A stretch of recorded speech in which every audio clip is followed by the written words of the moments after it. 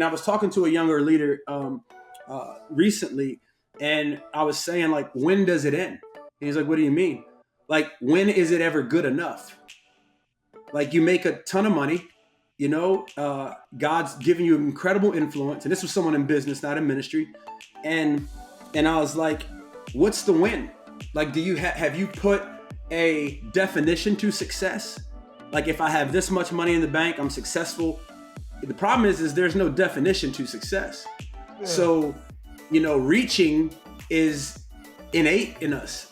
But here's the thing: if it took 6 days for God to create the world and the heavens and the earth, and he rested, he basically said this, like, it's good enough right now, right? And my question is, if it's good enough for God, why is it not good enough for us?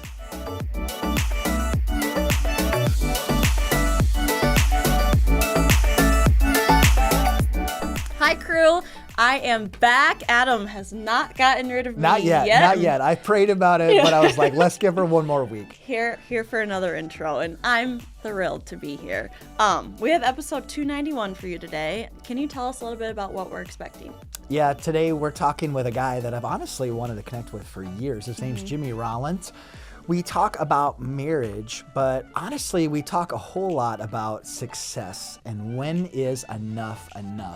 Something that I think so many people struggle with, whether you're in business, whether you're in ministry. I think it's hard to know when is enough. And so we just talk about how to evaluate that and what to do with it. And it was such a great conversation. Yeah, great. Even like the marriage piece, just being like more of a newlywed, I am so psyched to hear about any and all advice that people have. I'm like, I'll just take it all in. That's so good. Well, it's been kind of fun because several interviews lately, marriage has been one of the points. There's an episode coming up, I believe, that has that as well, and it's so good for that. And it's such a big, important part of your life, too, so it's good to just... It is. Any perspective that you can get from people is just good to take in. That's great. Yeah. Today is not possible without some awesome partners. Yeah. Can you share about those? Yeah. Again, I look at our partners and I'm like, how do I have these people as partners? It's incredible. Our first partner is Tommy John Clothing. Have you ever worn Tommy John, by the way? It is the best. You haven't lived. I'm not joking. Tommy John, if you haven't worn it before, you need to do so. Tommy John has thousands and thousands of 5-star reviews, whether it's undershirts, underwear, modern polos, PJs. You're going to love Tommy John. My current favorite is the Tommy John shorts. They just came out with shorts. I wore them in Arizona a couple of weeks back. They're incredible. I texted Tom and I'm like, these are legit. So to find out more and to go shopping, check out TommyJohn.com. TommyJohn.com. It's spring. If you need some shorts, go get them. Our second partner is Vern Eide Mitsubishi. Vern Eide is a growing employee-owned company that strives to deliver dreams and transform lives.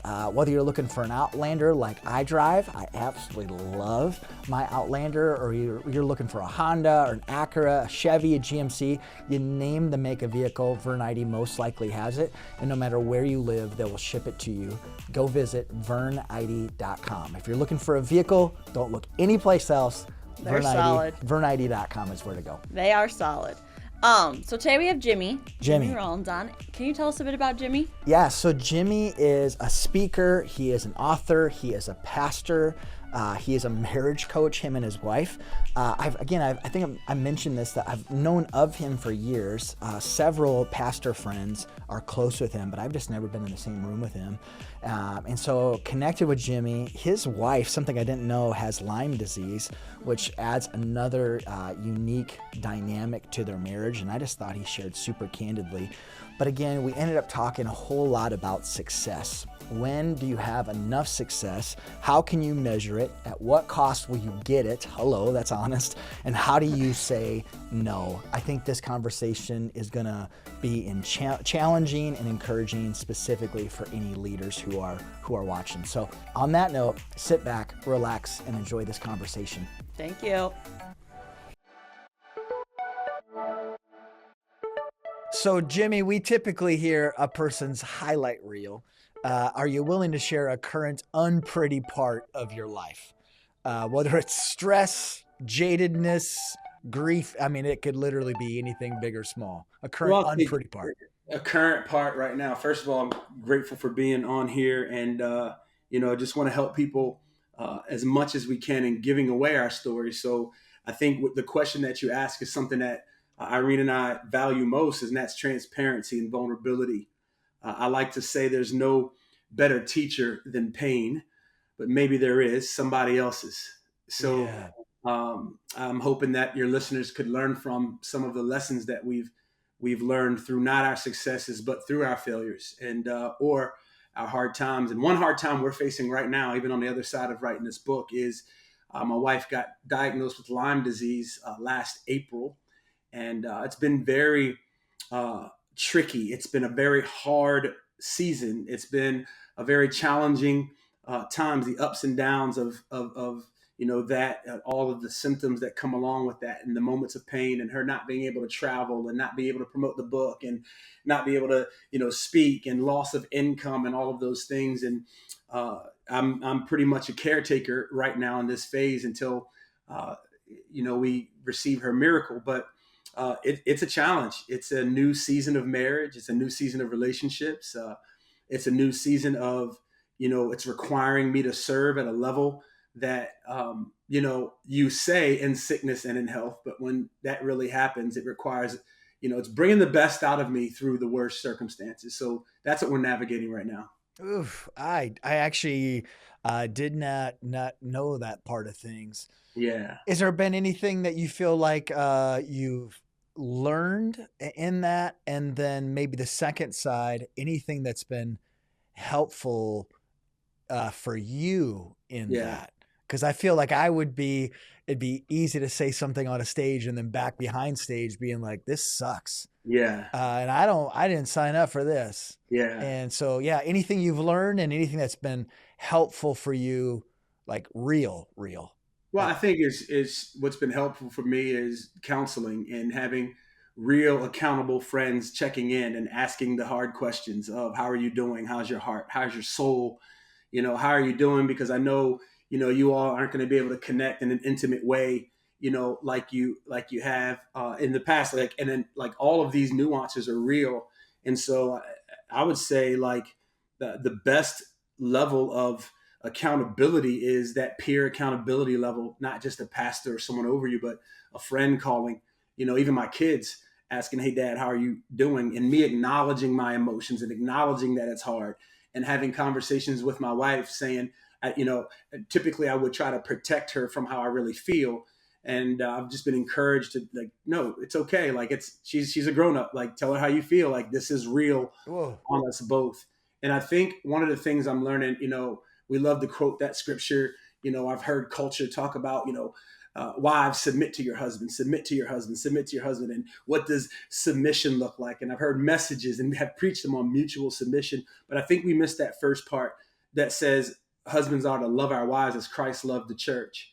And how Christ loved the church is he died for the church. Yeah. And so what I'm having to do daily is die to my own needs, die to my selfishness, die and serve and sacrifice. And just with this mindset, God, I'm the only one that God chose to care for my wife while she's waiting on her miracle. And so that's not a preacher phrase. It's a very hard thing. I've got to pray every day. I got to pray prayers like, God, today, I want to make covenant with my eyes that they only desire the body of my wife. These are things that keep me accountable. And all of these nuances are actually in our book. But I think that if people just had permission to be authentic and vulnerable and real, I think, it could stop a lot of fights and a lot of failures in ministry and in, marriage. So I think that's been the secret sauce for me, is just, not giving the enemy any foothold. And I like to say it this way: he can't remind me of stuff I'm already talking about. So I try to stay accountable. That's so good. Jimmy, just to back up, I shared this before we started recording. I feel like I see you everywhere. Yeah. You're all over my Instagram, other people talking about you. Not because you post 17 times a day, but because other people are posting about you. But I know very little of your story. So if you'd be willing to share just even where you're from, kind of background, just Absolutely. where Jesus came in. If you just want to share just your story in a nutshell. Yeah. Well, I grew up a PK. My parents pastored a church, and I was a typical bad PK. And I didn't fall in love with God, and like my nuance of falling in love with God and like my real relationship with God, it was based off of this like thing that's in me, that's always been in me, like injustice. Like if I saw somebody in a bad situation, or somebody, I had this just this high level of empathy for people in need. And I remember wanting to help teens, fatherless teens, and kids who couldn't pay for sports, and all of that when I was a young adult. And that turned into helping my sister out. She was the youth pastor, and I was just helping out and living life. And I literally fell in love with God's people, which honestly, I was like, well, I need to fall in love with the one who created them. And so that turned into doing ministry over a number of years, turned into, youth pastor, and then executive pastor. And then my parents turned the church over to me, and I relaunched it in 2012. And then my wife and I pastored that church, I-5 City, from 2012 to 2020. And it was brutal. And that's brutal and beautiful all at the same time. I've never heard that word, but I know, right? I know that word very well. Yeah, it was brutal. And through unhealth in my emotions, unhealth in my physical body, unhealth in my spiritual relationship with God while we were leading the church, I wasn't pastoring home, and alcoholism started pastoring my wife. And this is in her book and in our marriage book, 2=1. And that just literally put us on the road of rock bottom. And we like to affectionately say now, last June we celebrated 25 years of marriage, and it's been about the best 10 years ever. This is about 10 years ago, where the Lord started using our story and our pain for a greater purpose, and we got healthy. And my wife celebrates 10 years of sobriety this November. And I, through all of that, have gotten healthy in, not only my spiritual and emotional world, but my physical world. I think I've lost now a total of 168 or so pounds. And oh my gosh, just healthy. And now Irene can't keep her hands off me, and I get it. I mean, I'm a specimen of a human, so I understand his struggle. Jimmy, thanks seriously for sharing that. Just before we go to marriage into things, you focusing on you getting healthy 10 years ago. Before that, is there any advice to a person who's maybe not hit rock bottom yet? Anything that you would say to that person? Well, I think one of the things that I said earlier is there's no greater teacher than pain, but yet there is somebody else's. And I feel like success, especially in ministry, becomes intoxicating, especially for an emotionally unhealthy person, a prideful person, maybe a person who hasn't had a great example of a spiritual father or a natural father, and the need for affirmation. And you're preaching and you're teaching and you're building. And it's crazy how the Great Commission of fulfilling that can actually fulfill us in an unhealthy way when we get the wins mixed up. Those are God's wins, not our wins. Right. And so I would say to the young guy or the young person, or even the person who's leading, not just male, but also female, and that there's some holes in your soul, address them now, get oil changes regularly before your car completely breaks down. I believe in counseling more so. I believe in, accountability more so. I believe in a personal relationship with Jesus. And I think a lot of times we can be so busy doing work for God that we're not spending time with God. And the thing that God blessed us with is this influence and impact. We got to realize that we have to live our lives with open hands, meaning that if we live an open-handed life, God will keep our hands full. Nothing belongs to me. I'm a steward of it all. And I think that some of these principles just need to be infused in us for we wake up that, I'll say, dysfunctional pharmacy that's medicating the hole in our soul. And I think we need to deal with those things. That's so good. Okay, really quick on the other side, and I didn't plan on asking you this. For the person who's hit rock bottom and wonders if any better days are ahead, and anything that you would say to that person? Oh yeah, I would 100%. First of all, I empathize, and I care, and I've got compassion for you. And I think a lot of times in the church world, we shoot our own wounded, and I feel like your work, that's our work to do. That's your pastor's work to do, but your work to do is to get healthy. Yeah. Your work to do is to not allow bitterness and of what happened. And maybe it was your fault. Maybe it was someone, but we all play a part in it. And I think owning our own junk and taking responsibility for our lives, I want to just encourage you, to not look outward, at what they're saying and what they're doing, but look inwardly. And I think this, if we can get this infused into leaders, that if you win at the wrong thing, you lose at the right thing. Mm-hmm. And I think so many ministry leaders or business leaders who fall, or cheat or do something, or there's impropriety, is they are looking at the assignment as the win. Meaning, I was a pastor, now I'm not, and now I'm not winning. No, the win is your healthy soul. The win is that God can bring purpose to your pain through helping other people through it. And I have a lot of friends that have fallen, and a lot of people that have fallen that I'm in relationship with because there's life on the other side. That's good.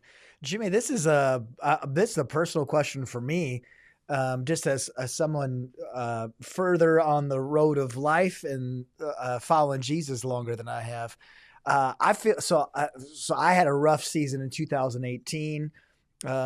Just had to evaluate a whole lot of self-awareness type things that hit me in the face. So I feel like I'm at a really healthy place. My pace is still too fast. Yeah. A mentor pastor of mine who I respect greatly just told me last month, the pace you're running is unsustainable. Mm-hmm. Have you anything that you've figured out in that area, or would your wife be like, "Oh, don't take advice from him in this area"? Like anything that's been helpful. The fact that you were working in your garage earlier today, like honestly, when you said that, I was envious of that. Wow. Like I was like, man, that made me appreciate you even more. But anything that you figured out there, just pace-wise? I think we're just acknowledging that, we were born with this, especially like me as a male, like this, that book Wild at Heart. We're born to win. We're born, to conquer something, to kill something and eat it, and I think that we have to use that in seasons, right? We have to manage seasons. We have to manage times of year. We have to negotiate with our rest and saying, I'm going to kill and eat, here, or I'm going to kill and eat here. But in this season, I'm going to give my family all this attention. And I was talking to a younger leader recently, and I was saying, when does it end? And he's like, what do you mean? When is it ever good enough? You make a ton of money, God's giving you incredible influence. And this was someone in business, not in ministry. And I was like, what's the win? Do you have you put a definition to success? If I have this much money in the bank, I'm successful. The problem is there's no definition to success. Yeah. So, reaching is innate in us. But here's the thing, if it took 6 days for God to create the world and the heavens and the earth, and he rested, he basically said this, it's good enough right now. Right? And my question is, if it's good enough for God, why is it not good enough for us?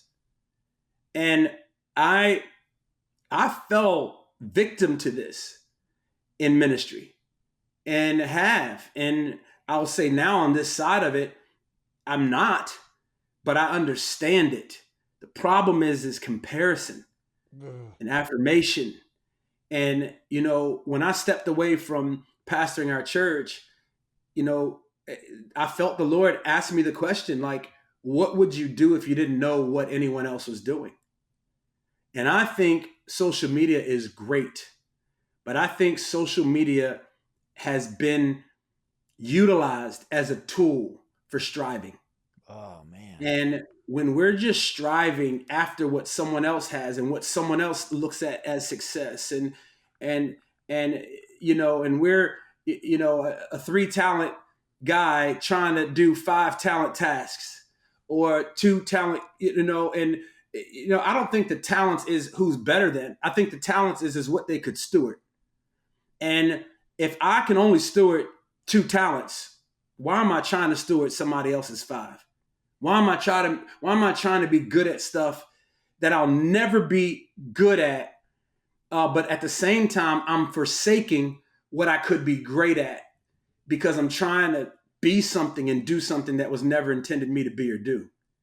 And I think what I'm trying to do now in this phase of my life, my word for the year is focus. Mm-hmm. I'm going to focus on what I can do, what God has given me to steward. And I'm going to be okay with the influence inside of that sphere, right? And I'm not going to forsake my own personal, emotional, spiritual, and physical health while doing it. Just the principle. Holy cats. No joke. You do an altar call and I'll come forward right now. My gosh.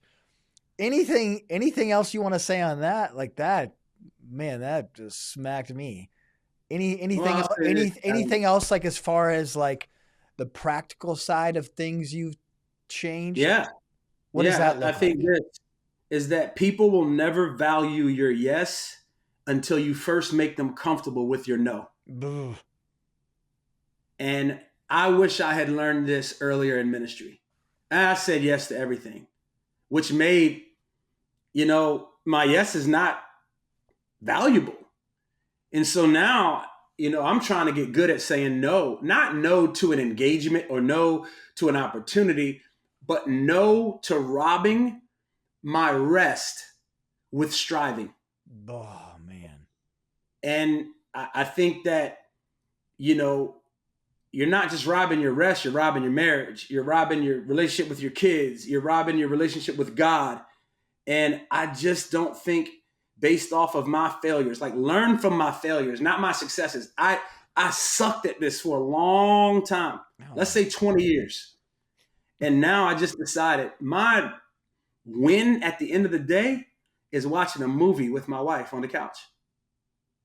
And like even this podcast, like I told I was doing my garage and I was running late. And I texted Nicole and said, I'm late. I'm going to be 5 minutes late. I was going to finish that before I started this. It's good. Like, what do we leave unfinished to go start something new? Yeah. And I just decided, man, I've been saying no. Can you do a podcast this time? I can't. I'm going to take my wife to the doctor. No, I can't. I'm cooking dinner today. It's not no, I can't because I have another engagement. It's let me check. Do I have a haircut? Have I gone to the gym? What do we value?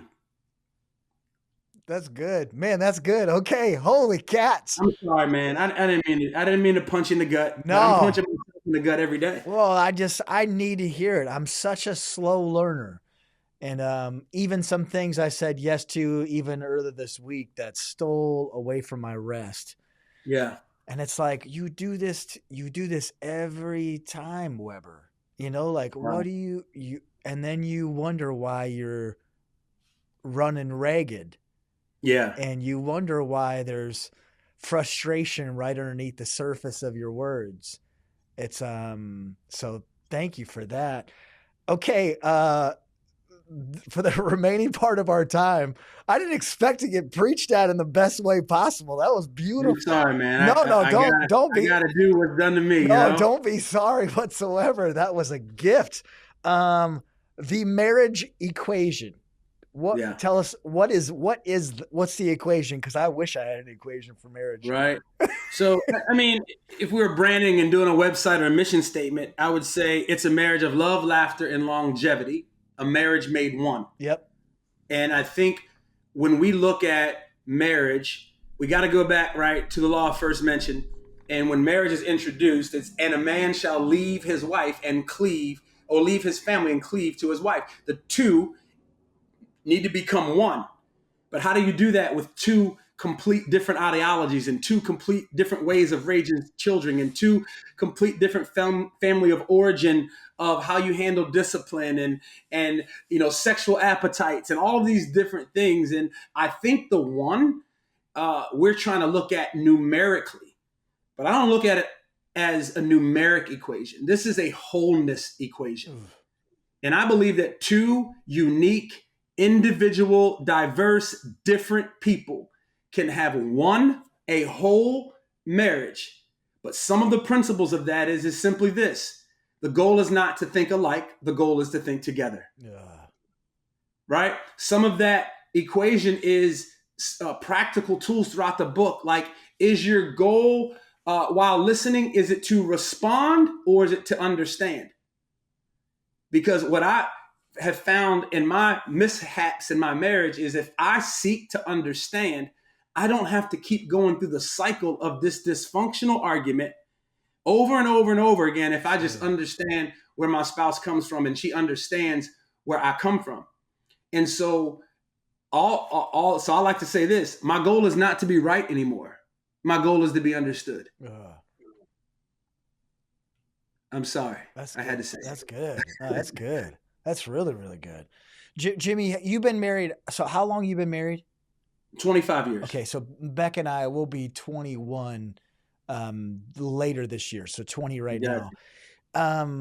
Maybe like, I feel like just speak to that person who's maybe been married for 20, 25 years.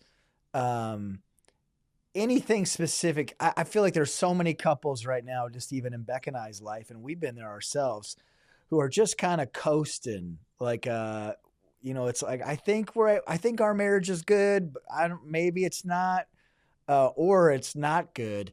Any advice or wisdom just off the cuff or from your book that you would share for that couple of like, here's a couple things to consider, like this and this. Absolutely. I'll say this. First of all, like, let's talk to the couple who's been married a long time, like Irene and I have, like you all have, you and Becca. Like, things that last long, things that,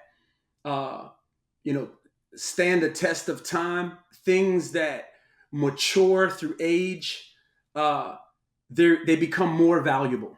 Yeah, they do. Right? But in the area of marriage, it's crazy how it becomes less valuable through just existing. Oof. And when you think of wine, or when you think of an heirloom, or you think of a painting, the older it is, the more valuable it becomes.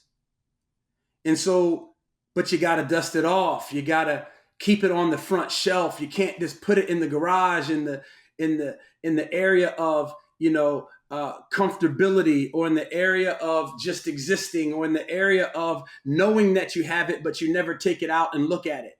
Yep. So when we think about marriage, I want to value what I have now more than when we just started, because we've learned how to take a licking and keep on ticking. That's valuable. So good. Right? We've learned how to navigate hard seasons. That's valuable. We've learned how to work through addiction. That's valuable. How about we put an insurance policy on what we have now through date nights, through scheduling intimacy, through scheduling. Irene and I do a yearly vision retreat to talk about our vision for our marriage for the year. That's great. We're talking about how we're going to navigate these spoiled, entitled adult children that we have. Right? Empty nesting. Your older kids keep your bank account empty too. Come on. So how about we come together? And I think people want a magic potion for marriage. And let me tell you this, at any stage, this one's going to hurt. You are not allowed to complain about the marriage that you refuse to work on. I think a lot of people complain about it, but won't go to counseling. Complain about it, but thinks it's all their fault. And I think in our book, 2=1, a marriage equation of love, laughter, and longevity, not only do we talk about, what we've gone through, but we talk about the tools, and there's a workbook that goes along with it that says, hey, these are the things. And we've got couples all around the world now going through this workbook and on our monthly, coaching call to be a part of what we're doing, because they have decided, I don't want to last. I don't want to just exist through time. I want to value this marriage. I want to value this relationship. I want to value our time together. And Irene and I, man, just one value. I'm going to give y'all one crazy Jimmy Rollins principle. Just don't suck at having fun. Ugh. Man, I got so many guys that take themselves too seriously. Bro, relax. Relax. Just because you built a big church don't mean your poop don't stink. There it is. Like, relax. Laugh. Watch a comedy. Watch some funny reels. Pass gas in the car, put the windows on lock, and turn the heat up. Oh, jeez. Like, be fun. What happened to you? Ugh. Like, I laugh. It's so funny how that's uncommon. So that's I don't know, good. That's good. Beck and I were just talking the other night. I'm like, because I feel like we actually have a great marriage, and it's so cool just when you really begin to realize what a treasure you have in each other. Yeah, and you're just like, man, we're not just together. Like, we love each other and care about each other. Such a good thing, and just the power of laughter too. Like, just appreciate that challenge big time.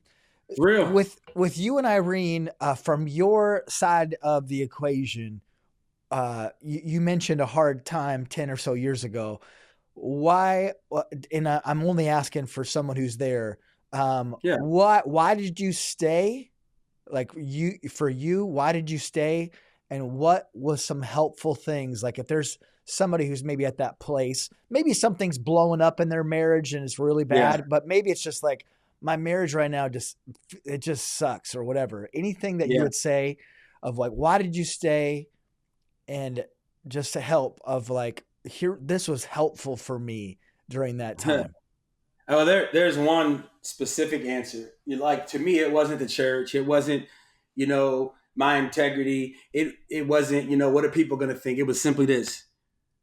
My kids deserved a model of a healthy marriage. Ugh.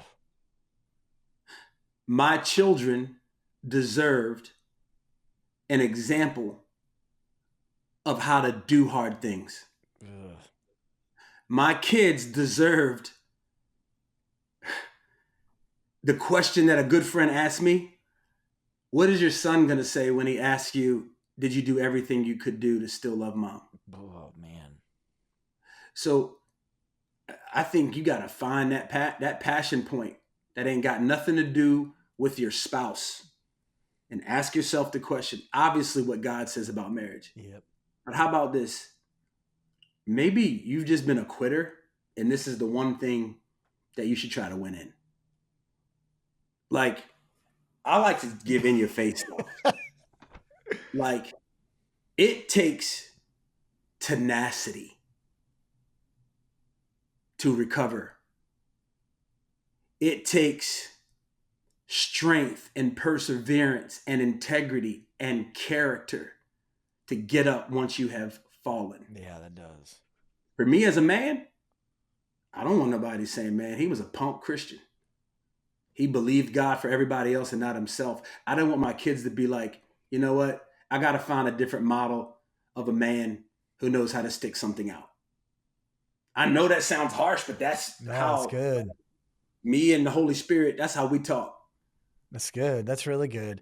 What off of that, was there one or two things that you feel like you did that was like that helped to take steps? Yeah, I think first of all, like, I went to counseling. Yeah.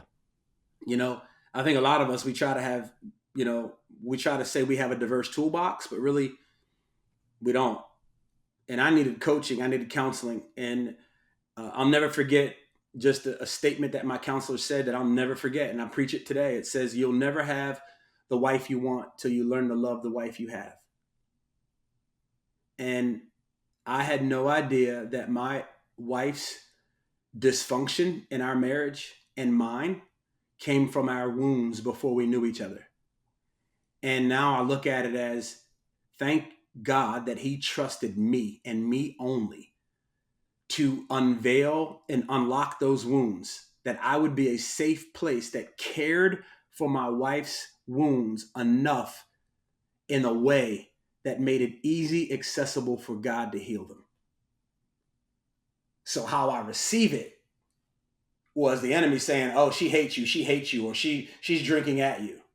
But I didn't know she was drinking at somebody else and something else, and abuse that she had had before me. And the way I responded to those really was me being the hands and feet of Jesus to my spouse. Yeah. So another reason is you have the opportunity. Confess your sins to God that you may be forgiven.